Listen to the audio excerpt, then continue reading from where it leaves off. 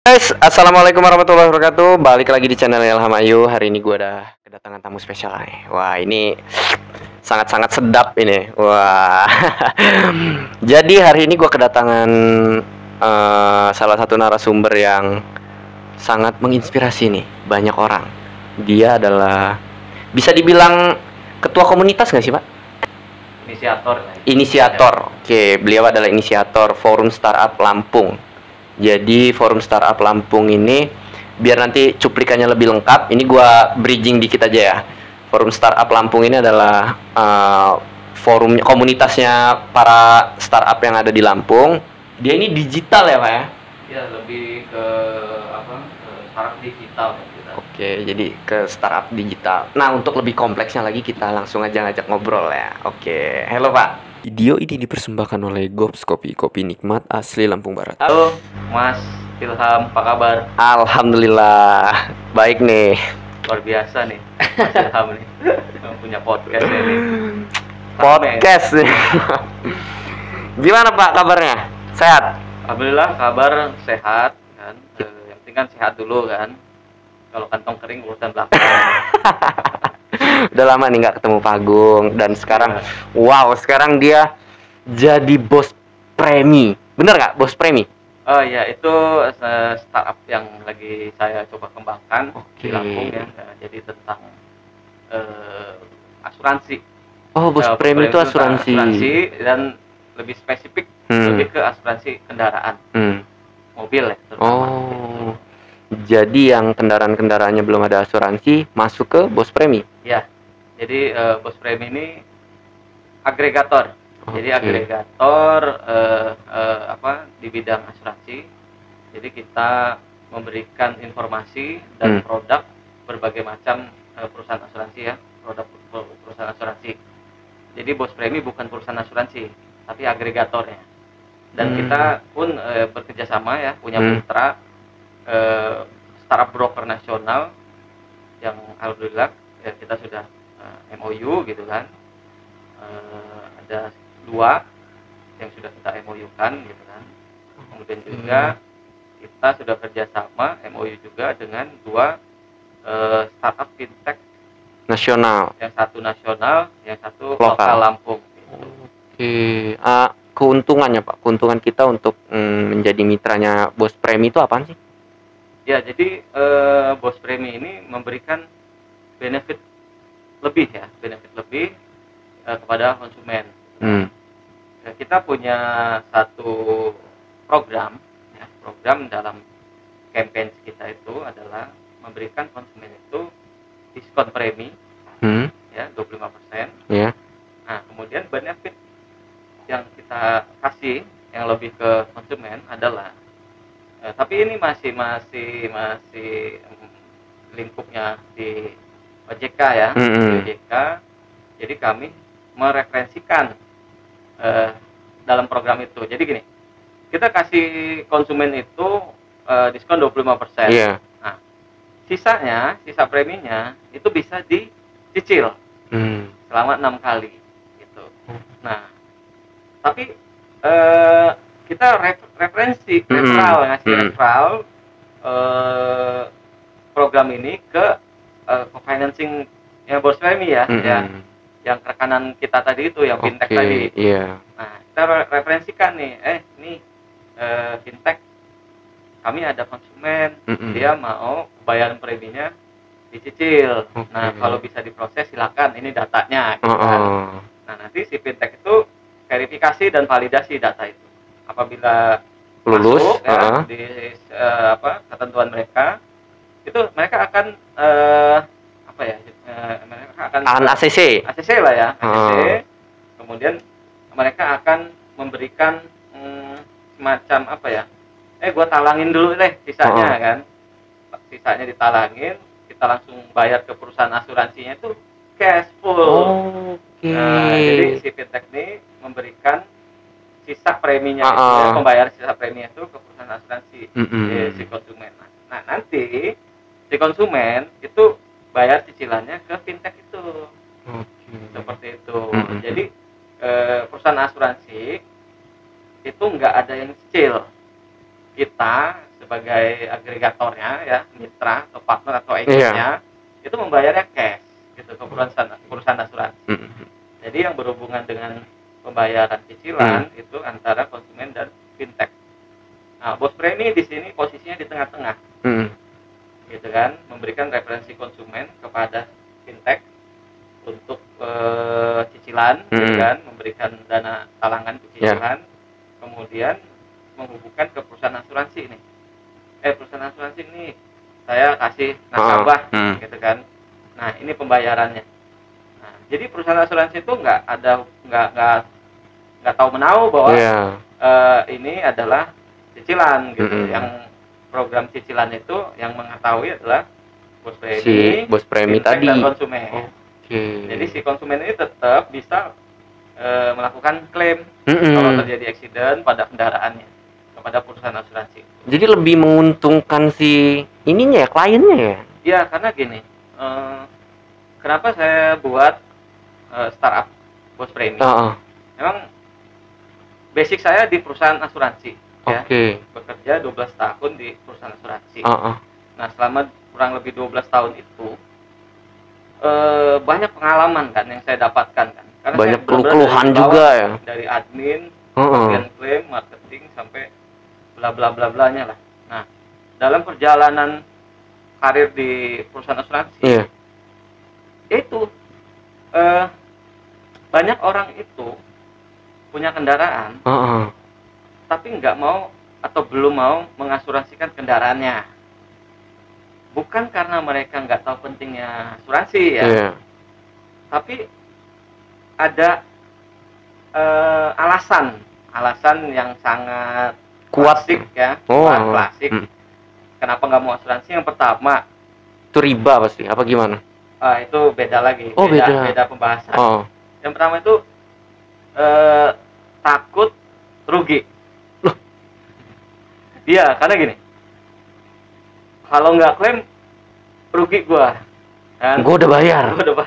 Nggak ada klaim, uang gua angus gitu kan. Itu yang emang pertama. Angus, Pak? Ya iya dong, itu kan komitmen kan. Nah, tapi di sisi lain, di sisi asuransi, nggak pernah perusahaan asuransi itu mengeluarkan statement, wah kalau nggak diklaim angus. Kalau lu klaim, perusahaan gua rugi dong. Perusahaan asuransi kan memang komitmennya. Iya, benar. Komitmennya adalah ketika si konsumen kendaraannya kena accident, rusak segala macam, perusahaan asuransi berkomitmen akan memperbaikinya 100%. Ya, sesuai dengan kerusakan. Sesuai dengan ketentuan tapi ya, murni lah gitu istilahnya. Nah, perusahaan asuransi nggak pernah tuh ngomong, wah gue rugi kalau nanti nasabahnya klaim. Enggak, karena itu komitmen kan. Begitupun konsumen. Jadi asuransi itu adalah mengikat komitmen antara konsumen dan perusahaan asuransi. Jadi nggak bisa saling menyalahkan ya. Harusnya nggak bisa berbicara untung rugi, karena diikat dengan komitmen. Kalau lu udah masuk ke situ ya lu harus komitmen juga. Ya artinya kalau tidak terjadi klaim, ya bukannya rugi konsumen, gitu kan? Ya itu udah komitmen, gitu kan? Benar. Artinya ada komitmen biaya yang harus dikeluarkan konsumen kepada perusahaan asuransi. Nah itu komitmen. Tapi kalau terjadi accident ya asuransi komitmen juga. Oke, kita perbaiki seperti itu.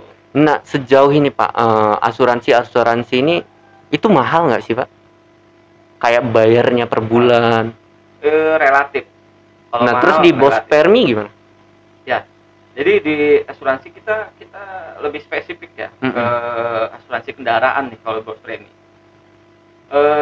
Salah satu produk asuransi yang preminya cukup lumayan tinggi itu memang di kendaraan.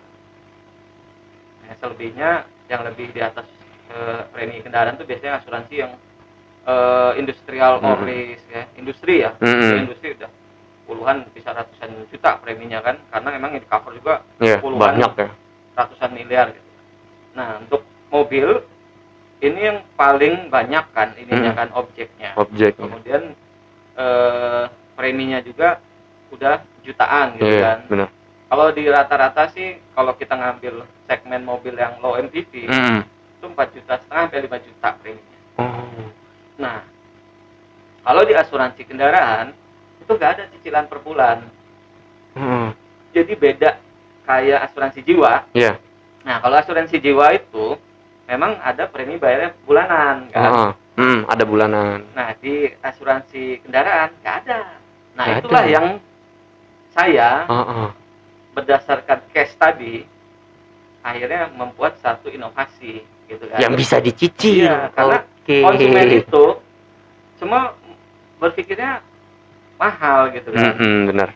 Tapi butuh gitu. Nah, itu masalahnya kayak gitu Mas. Mas Ilham. Ketika kita menawarkan, nggak mau.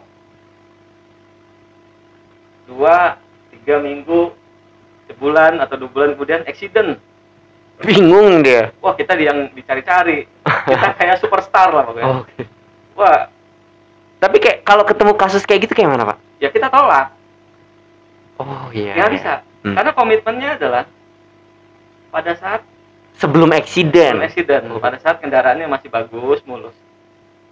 Gitu Mas. Kayak pacaran lah ya. Iya benar kayak gitu lah ya. Gitu Mas. Jadi case-nya seperti itu. Dan itu saya sering banget. Setiap bulan tuh pasti ada yang temen kan banyak sales ya. Banyak kan sales. Nasabahnya konsumen mobil. Bro, asuransi bro. Oh, udah seneng banget kan. Siap. Gimana? Tapi gini bro, udah gini. Aduh, saya kan ngirim fotonya tuh udah hancur. Ya nggak bisa dong ya. Gimana bro? Bisa nggak? Cincai lah kata dia kan. Nggak bisa, saya bilang. Karena kita ngikat komitmen di awal. Benar. Perusahaan asuransi itu komitmen yang penting ya.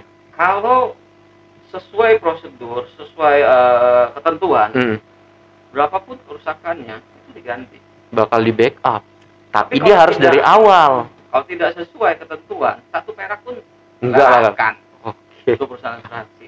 Karena perusahaan asuransi menolak sebuah satu klaim itu bukannya karena baperan, bukan, tapi karena emang berdasarkan ketentuan.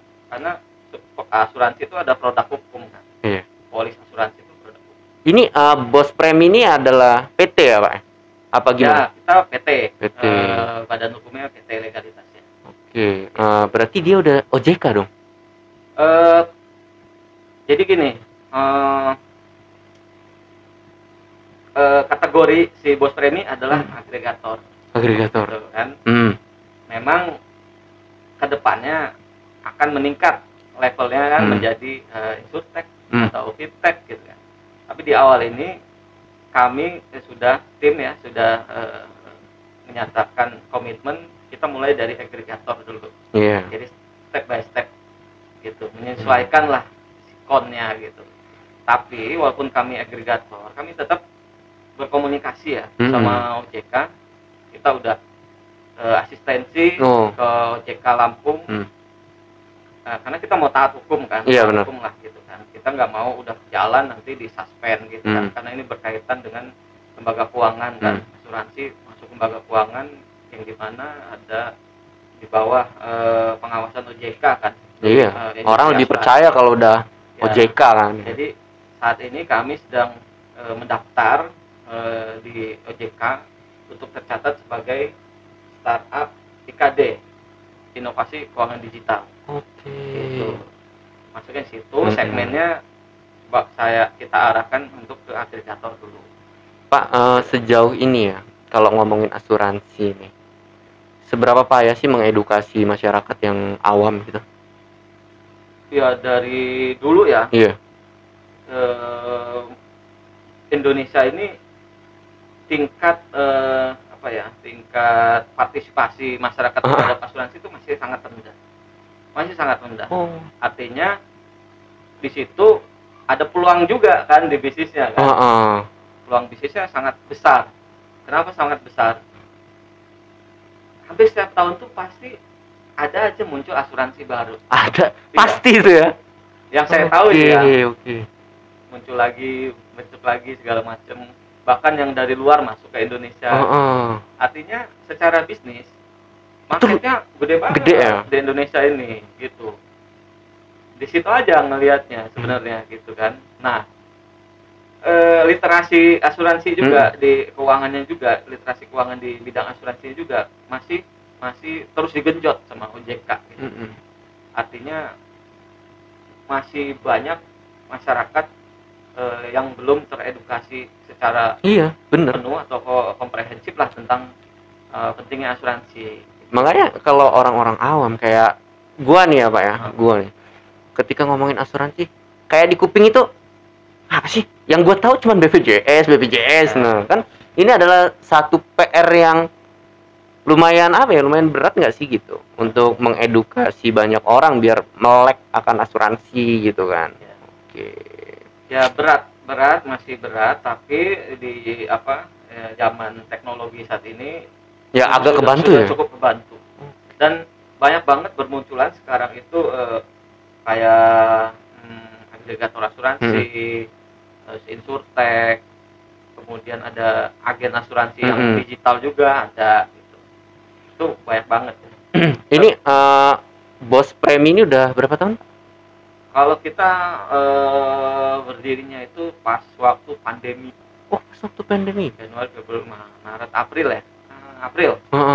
2020. Iya, tahun lalu kan. Nah, itu kan saat pandemi kan orang tuh jadi mikirnya makin sempit tuh gitu ya. Ngapain sih gua gitu? Iya.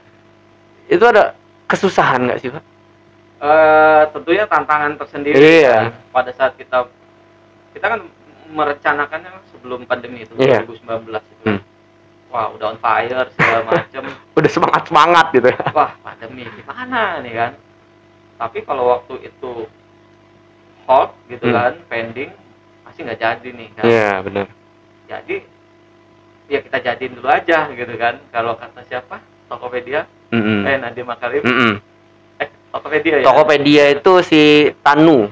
William Tanu. Jalanin dulu aja gitu kan. Nanti ketemu sendiri tuh waktu saat berjalan bisnis akan ketemu sendiri jalannya gitu. Jadi ya udah kita kuat, urus legalitas segala macam. Memang berat. Wah, pandemi orang-orang nggak ada, segala macam gitu kan. Tapi sebenarnya dengan konsep Bos Premi ya, bisnis modelnya justru membantu pada saat ekonomi lagi down turun kan, orang-orang harus membagi uangnya untuk segala macam, nggak bisa sembarangan. Asal buang-buang gitu aja kan, nggak tahu ke depan mau gimana. Nah, sebenarnya bisnis model Bos Premi itu cukup membantu karena bisa dicicil. Karena begini, resiko itu nggak bisa dihindarin. Bener. Gitu. Kapanpun bisa terjadi ya Pak. Justru pada saat terkena resiko itu accident, kalau nggak ada asuransi, kerugiannya akan lebih besar lagi daripada premi yang harus dibayarkan. Misalkan preminya 3,5 juta ya. Orang nggak mau nih kan, atau nahan. Ya amit-amit ya, kita kan nggak mengharapkan accident mobilnya, kerusakannya bisa sampai 10 juta misalnya juta kan, melebihi premi yang harusnya dia bayarkan. Artinya apa? Lebih rugi kan kalau nggak asuransi gitu. Kayak gitu. Jadi asuransi itu bukan masalah untung rugi, tapi membantu kita mengurangi kerugian finansial yang lebih besar. Itu Mas. Nah kan gini kan, masyarakat Indonesia kurangnya edukasi tentang premi gitu. Ini menjadi salah satu tantangan terbesar ya Bos Premi juga kan. Nah itu ada tips nggak sih Pak? Apa trik-trik yang Bos Premi lakukan gitu sama tim untuk kita tetap untuk tetap eksis gitu di saat COVID gini. Apalagi ini perusahaan yang baru gitu, jadi kepercayaan masyarakat itu masih kurang gitu. Gimana tuh? Ya sebenarnya berat banget ya. Ya keluh kesah itu pasti baru bentuk udah COVID, terhantam gitu COVID kan? Terus emang image-nya masih baru juga di masyarakat gimana gitu kan, ya tantangan gitu kan. Tapi kita ada strategi kan. Selain marketnya ke perorangan, Iya. ke retail, kita juga ada market yang captive gitu, B2B gitu kan. Hmm.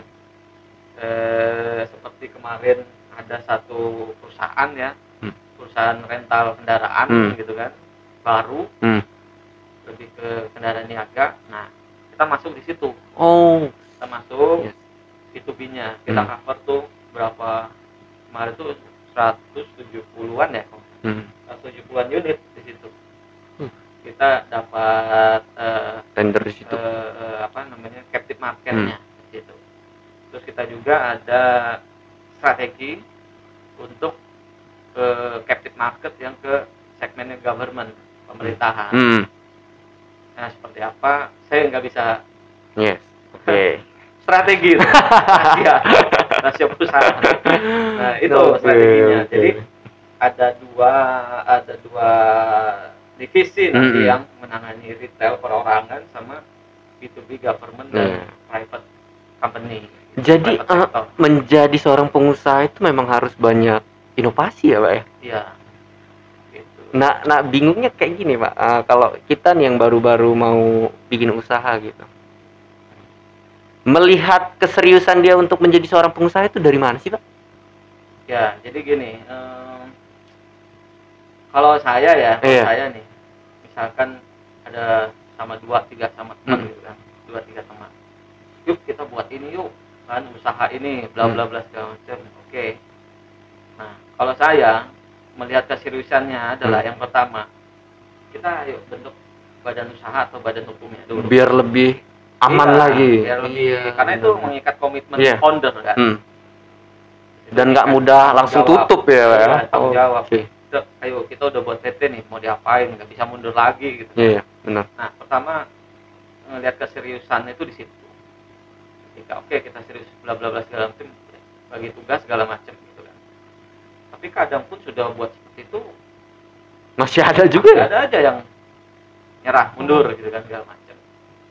Balik lagi, jangan ikut-ikutan gitu loh, Mas. Jadi benar-benar harus dipelajarin. Buat bisnis ini yuk, bla bla, misalkan bos premi. Buat bos premi nih, gini-gini tentang asuransi bla bla bla. Ya harus tahu. Iya, ini mau dibawa kemana sih gitu kan? Oke. Membangun sebuah perusahaan tuh gampang. Karena ini membangun, bukan menjalankan perusahaan. Kalau menjalankan perusahaan kan perusahaan tuh udah ada SOP-nya ya. Yuk kita jalan ini usaha ini. Ya udah kita tinggal masuk kan. Ini kan membangun dari nol banget dari ya. Minus ya. Dari minus. Bahkan dari minus di situ. Nah, harus dipelajarin bisnisnya itu seperti apa, resikonya apa sih, kedepannya gimana, bla bla segala macamnya. Jadi ketika jalan itu sudah tahu ada batu kerikilnya apa aja, gimana nanti gini. Karena ngejalanin bisnis kan nggak gampang. Kalau gini Pak, kalau yang ada di pikiran kita nih sebagai anak muda yang baru mau bisnis gitu kan, yang menjadi momok terbesar itu adalah dana. Dan itu kita waktu mau mulai bisnis tuh lebih kepikiran dana duluan gitu. Akhirnya kita nggak buka bisnis itu karena dana tadi. Wah, ini gue nggak ada dana gitu, gue mau mulainya gimana. Itu sebenarnya pemikiran yang salah nggak sih Pak? Salah. Yang harus kita lakukan, modal utama itu bukan uang, modal utama itu bukan dana, modal utama itu founder, Mas. Founder, pendirinya. Itu dulu. Kalau pendirinya ini udah emang komit, punya daya juang kan, konsisten, komitmen, konsisten. Nah itu tuh. Kalau founder ini udah punya modal itu, udah kuat banget ya. Nggak ada dana, bisa jalan kok, gitu kan? Bisa ngambil dari margin kok, modalnya pelan-pelan aja dulu, gitu kan? Yang penting kan jalan ya. Kebanyakan teman-teman ya, yang saya pelajarin ya, teman-teman startup atau yang lain, memang klasik banget. Ada modal, bukan. Saya udah jalanin, bukan modal utama yang ternyata, tapi foundernya dulu. Kalau foundernya punya daya juang, komitmen, konsisten, nanti uang tuh datang sendiri, Mas. Nah itu. Datang sendiri. Bahkan nggak usah nyari investor. Ada pasti yang mau. Pasti ada, karena gini nih, zaman sekarang ya sudah nggak bisa lagi ngejual ide, Harus dieksekusi. jual bisnis. Karena investor sekarang tuh beli bisnis, bukan beli ide. Kalau ide mereka lebih jago. Iya. Mereka punya uang kan. Mereka tinggal manggil orang ahli, gue mau buat gini nih, gimana ini proyeksinya segala macem. Punya uang mereka. Kalau ide, mereka lebih jago dari kita. Tapi mereka tuh mencari orang yang bisa menjalankan bisnis. Itu pada saat kita pitching ya, presentasi ke si investor, bla bla bla segala macem. Itu pertanyaannya sangat-sangat detail investor. Sampai mumet mungkin kita ya. Dan itu nggak langsung juga membuat investor itu langsung jatuh cinta sama dia. Enggak. Mereka akan due diligence lagi. Iya. Due diligence tuh ngecek, wah di mana kantornya, foundernya, siapa, segala macam, bener nggak? Jadi nggak bisa dibohongin investor itu dengan ala-ala kita lah, kita itu kan, nggak bisa. Wih oke nih pitch deck-nya gitu kan, bla bla segala macam. Setelah itu due diligence langsung mereka, mana partnernya yang mana sih ini, ditanya partnernya, lu bener gak gitu? Oh mereka kirim orang, ada satu tim yang menyeleksi atau nyari tahu kebenaran yang diceritakan si founder tadi. Berarti memang bukan modal yang jadi pokok tadi ya? Bukan. Si founder ini? Founder aja dulu. Karena kalau dari foundernya itu udah punya kekuatan tadi, pasti jalan mas. Bener ya? Bahkan sebenarnya ini kata satu senior kita ya di Lampung, kita tuh nggak perlu investor kata dia. Kalau profit, ngapain cari investor kan? Iya benar. Karena kalau kita nyari investor, tambah pusing lu. Kebagi kan sahamnya kan, share gitu. Kalau profit gitu kan. Tapi ya nggak salah juga untuk mencari investor. Kalau mau yang itu sah-sah aja ya. Iya benar. Mau growth cepet gitu kan, ya nggak masalah gitu. Gitu. Jadi bukan uang yang utama. Itu dia, kita nih sebagai anak-anak muda gitu yang mau mulai bisnis tuh ya teracuni gara-gara itu Pak. Jadi mungkin nggak tahu ya, kurangnya edukasi atau kurangnya belajar gitu. Jadinya akhirnya memikirkan pertama kali memulai bisnis adalah dengan gue ini nggak punya modal. Akhirnya nggak buka. Akhirnya impiannya itu hanya sekedar impian. Nah itu yang kita rasakan gitu. Saya rasakan apa sih yang harus gue lakuin gitu ya. Ketika gue lagi kayak gini nih, gue butuh apa gitu. Makanya kan untuk kita semua gitu, yang kenapa datengin sama yang senior gitu kan, itu kan butuh yang namanya adalah edukasi. Nah, step selanjutnya Pak, kira-kira apa sih Pak yang harus kita lakuin gitu, yang ketika kita mau memulai bisnis, selain nggak mikirin duit, apalagi biar bisnis ini tetap jalan gitu? Ya harus punya ini roadmap. Dibuat roadmapnya nih, minimal 3 tahun, rata-rata 5 tahun gitu kan. Jadi mau jalannya kan udah ada petunjuk roadmap yang sudah kita buat gitu. Tahun pertama mau gini, ya Uber itu tahun pertama. Uber goals tahun pertama itu kan untuk ke tahun kedua. Roadmap tahun kedua mau buat ini. Roadmap tahun kedua biar jadi ya tahun pertama harus diselesaikan dulu tuh tugas-tugasnya segala macam. Jadi harus dibuat roadmap setelah ide kita udah ada, mendirikan legalitas segala macam, dijalanin, terus harus buat roadmap juga. Jadi biar jalannya itu tertata. Gitu. Terus financial projection juga dibuat. Spesifik banget berarti harus ya. Berapa sih biaya yang harus gini? Gak apa-apa, uangnya belum ada gak apa-apa. Yang penting buat dulu deh. Lu berani action di situ. Kalau ada investor yang ketemu di jalan, bener. Tertarik, financial projectionnya gimana? Investor kan lebih senang gitu. Wah, berarti orang ini udah mikirin deh. Bener-bener mikirin nih gitu kan. Itu kayak gitu. Jadi ya kita udah tahu lah ya bagaimana harus menjalankan startup. Kalau mau pitching ke investor kan harus disiapin tuh pitch deck segala macam, roadmap, financial projectionnya. Jadi ketika ketemu investor ya udah siap apa yang ditanyakan investor. Ketika investor sudah tertarik, ya udah terakhir due diligence itu ya sampai ditelusurin persen. Sedetail itu. Iya. Oke nih, kalau untuk kayak kita nih orang-orang awam nih Pak, kan yang belum pernah ketemu sama investor nih, kira-kira pertanyaan mereka itu menjebak nggak sih Pak? Iya. Pertanyaan mereka itu ya mereka pinter lah ya. Iya. Mereka ngebaca psikologis kita juga. Siap nggak orang ini? Iya. Terus apa sih namanya, kesabaran kita bagaimana? Dulu saya pernah dulu 2017 tuh dari Jakarta 3 kali bolak-balik. Itu saya tuh cuma modal pitch deck belum jadi, startupnya belum didirikan, baru ide.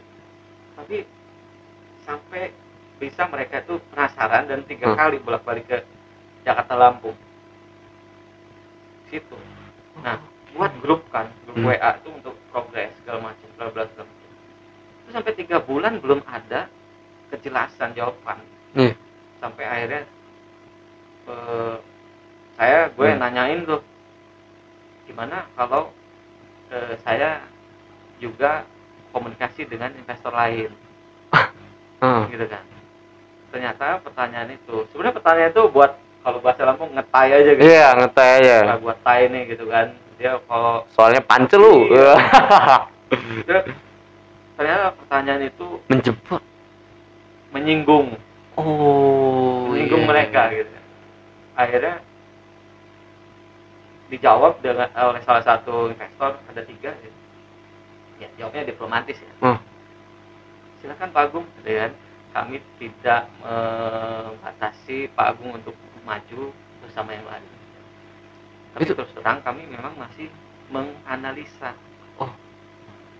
Jadi konsep bisnis Pak Agung ini, bla bla segala macam. Wah, iya baik, kata gue kan. Oke, baik Pak, terima kasih. Di-kick gue dari grup itu. Ya udah.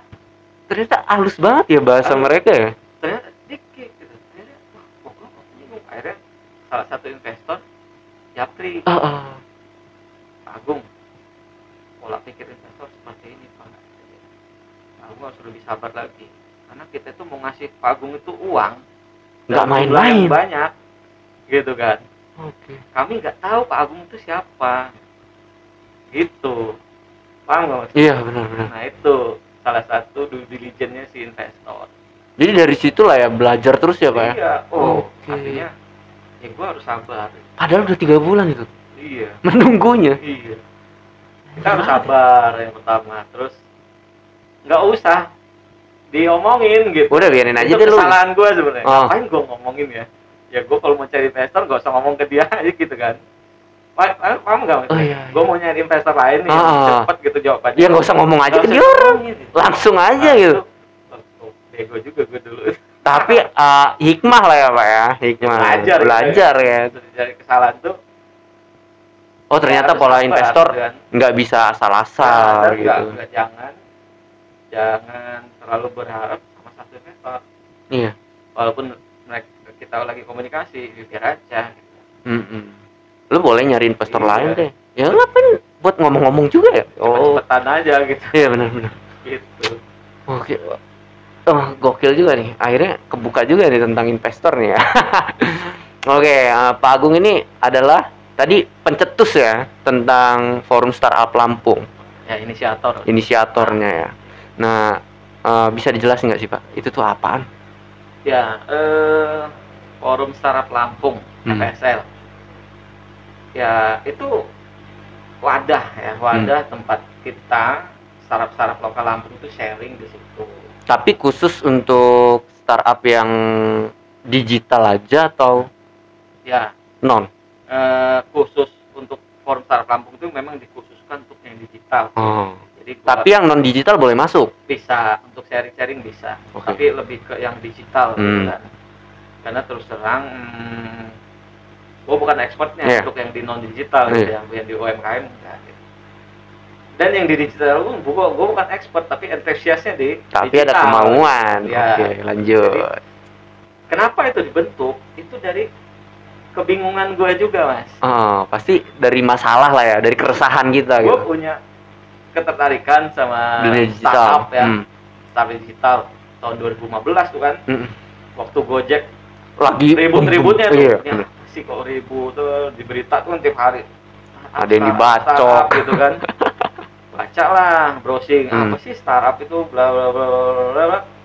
Ketemu satu artikel yang bagus ya, Tech Indonesia lah saya sebutnya aja. Wah, di situ lengkap banget.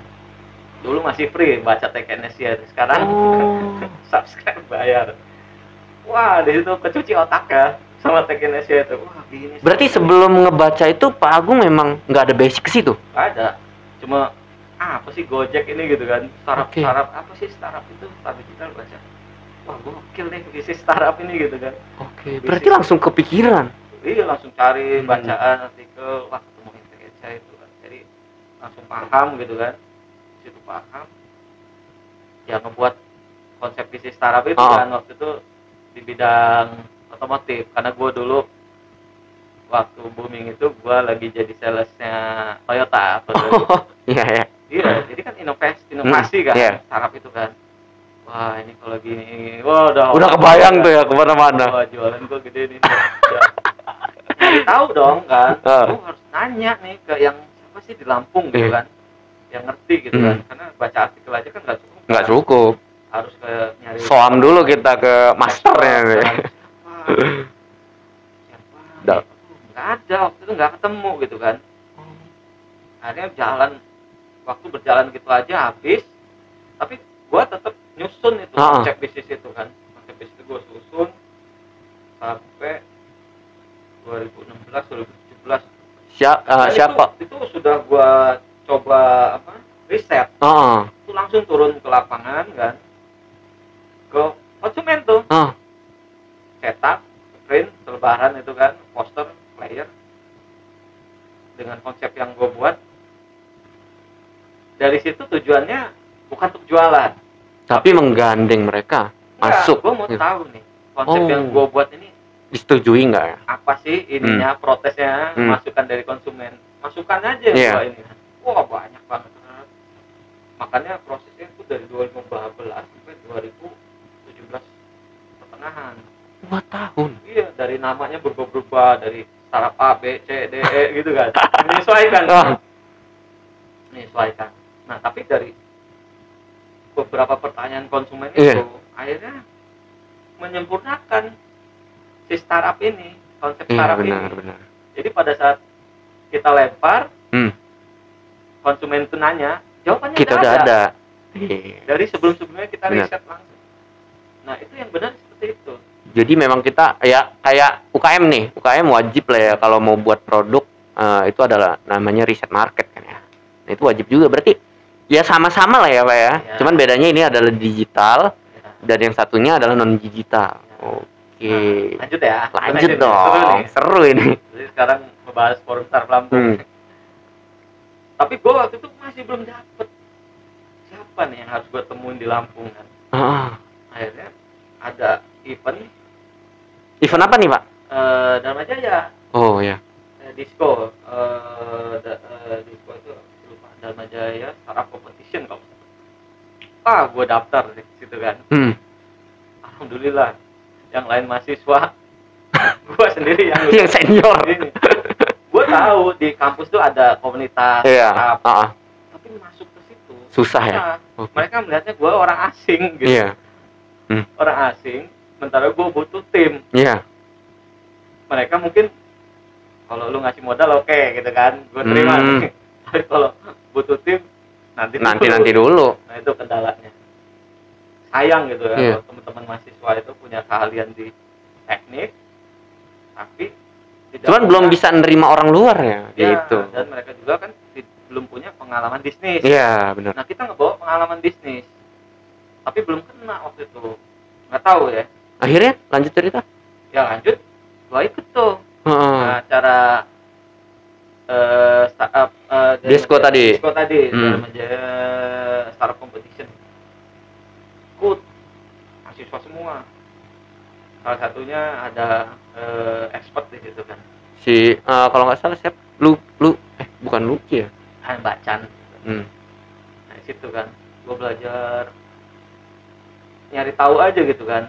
Gue nggak berharap lebih lah. Wah, gue ketemu nih akhirnya nih sama anak-anak startup nih gitu kan. Di situ bla bla bla bla segala macem. Menang kan, ngebentuk tim. Lu menang, Pak. Tapi bukan ide gue. Ada ide temen gitu kan. Ide gue nggak menang.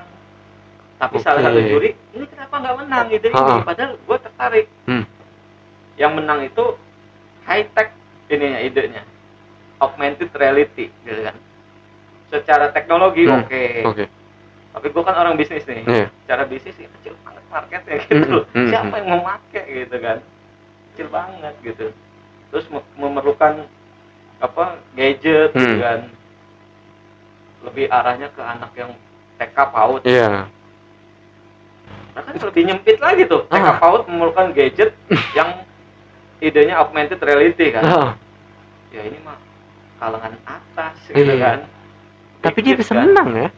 Ya karena mungkin karena canggih itu kan. Canggih gitu, pakai teknologi lah ya. Ya kalau secara teknologi ya bagus, wajar menang. Gue masuk ke tim itu, ya menang. Karena gue tahu ini menang pasti yang high tech ini, yang ini kan. Menang. Nah di situ udah nggak ada kelanjutan. Katanya mau ada kelanjutan gitu kan, nggak ada. Berarti dia cuma ikut kompetisi doang itu? Iya. Tahu hadiahnya juga kemana waktu itu? Waduh. Nggak, itu nggak masalah. Tapi yang gue kecewa setelah event tuh nggak ada kelanjutan.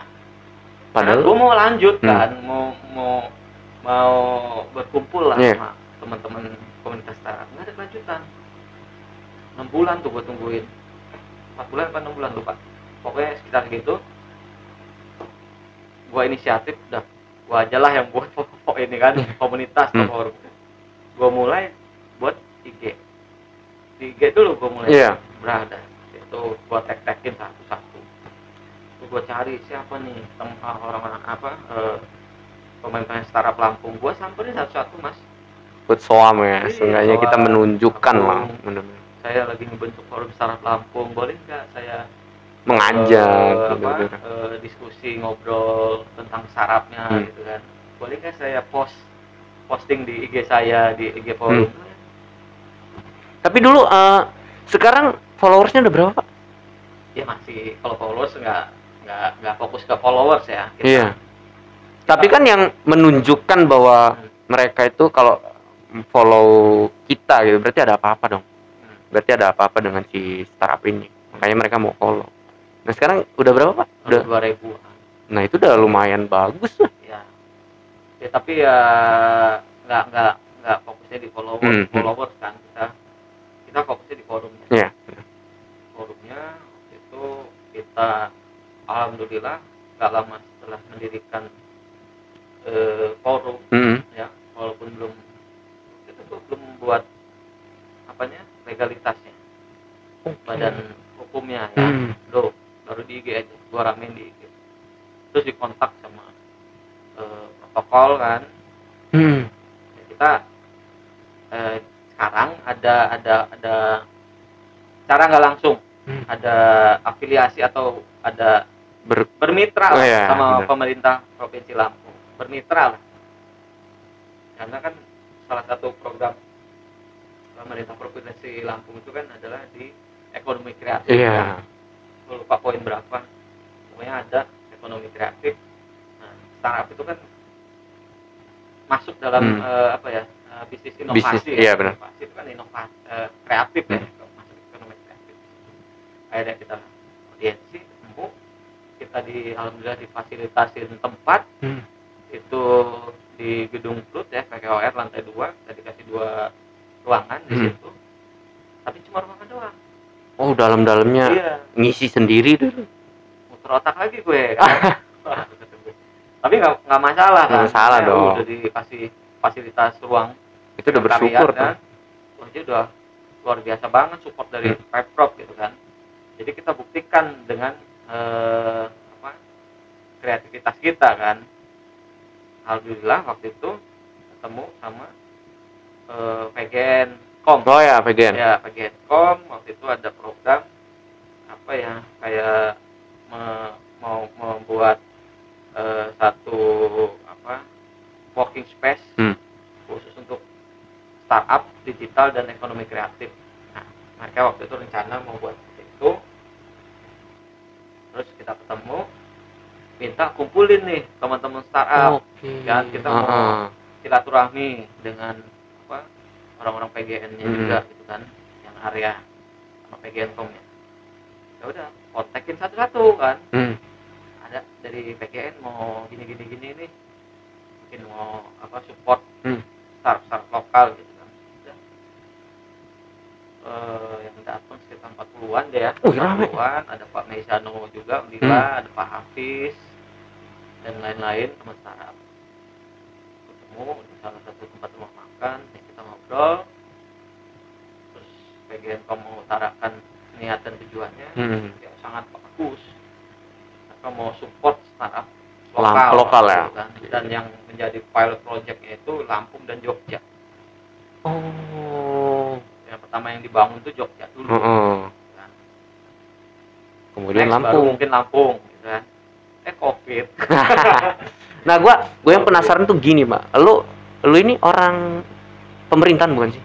Bukan. Tapi yang gue lihat di posting-postingan lu gitu kan, lu selalu aktif sama orang-orang kayak semacam pemerintahan gitu. Sampai lu bisa dapet tempat lokasinya di Plut gitu kan. Nah itu untuk kita yang bingung gitu ya, ini orang padahal nggak ada basic ke pemerintahan gitu. Nah itu perjalanannya itu kayak mana itu? Ya nggak sengaja, emang nggak sengaja aja. Emang arahnya juga mendirikan forum ini bukan untuk wah ini ngedeketin, enggak gitu kan. Nothing tulus aja gitu kan. Berjalan lempeng-lempeng aja gitu. Iya. Akhirnya ya yang dipanggil tadi kan, audiensi segala macem. Akhirnya dikenal juga ya, Pak ya? Ya, tahu gue sih nggak merasa untuk ke situ ya.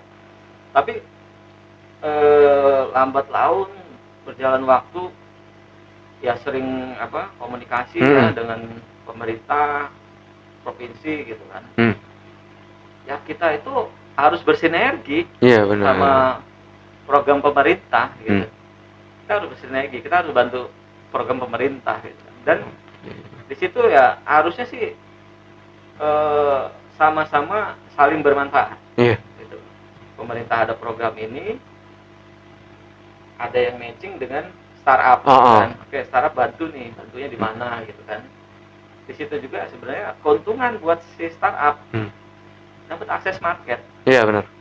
Captive loh gitu kan. Jalan waktu gini.